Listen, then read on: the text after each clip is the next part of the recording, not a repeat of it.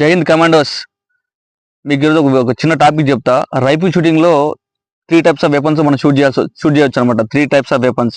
ఒకటి వచ్చేసి పిస్టల్, ఒకటి వచ్చేసి రైఫిల్, ఇంకోటి వచ్చేసి దాన్ని ట్రాప్ షూట్ అంటారు అనమాట. ఓకేనా, అది కూడా ఒక రైఫిల్ తో, అది కూడా ఒక రైఫిలే. ఓకేనా, ఒకటి వచ్చేసి పిస్టల్, ఒకటి వచ్చేసి రైఫిల్, ఇంకోటి వచ్చేసి ట్రాప్ షూట్ అనమాట. ట్రాప్ షూట్ అంటే అది కూడా ఒక పెద్ద గన్తో చేస్తారు. సో ఈ 3 అనమాట. వచ్చేసి వీటిలో పిస్టల్ వచ్చేసి 10 మీటర్స్ ఉంటుంది, 25 మీటర్స్ ఉంటుంది, 50 మీటర్స్ ఉంటుంది. రైఫిల్ వచ్చేసి 10 మీటర్స్ ఉంటుంది, 25 మీటర్స్ ఉంటుంది, 50 మీటర్స్ ఉంటుంది.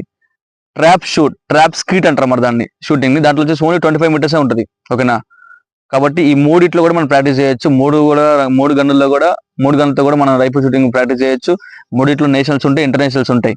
ఓకేనా, కాబట్టి రైఫిల్ షూటింగ్ అనేది ఒక గన్తో చేస్తారని చెప్పేసి అందరికి ఒక అపోహ ఉంది. ఒక గన్తో కాదు, 3 రైఫిల్స్ తో చేయొచ్చు. ఒకటి పిస్టల్, ఒకటి ఇంకోటి రైఫిల్, ఒకటి ఇంకోటి ట్రాప్ సంబంధించింది అనమాట.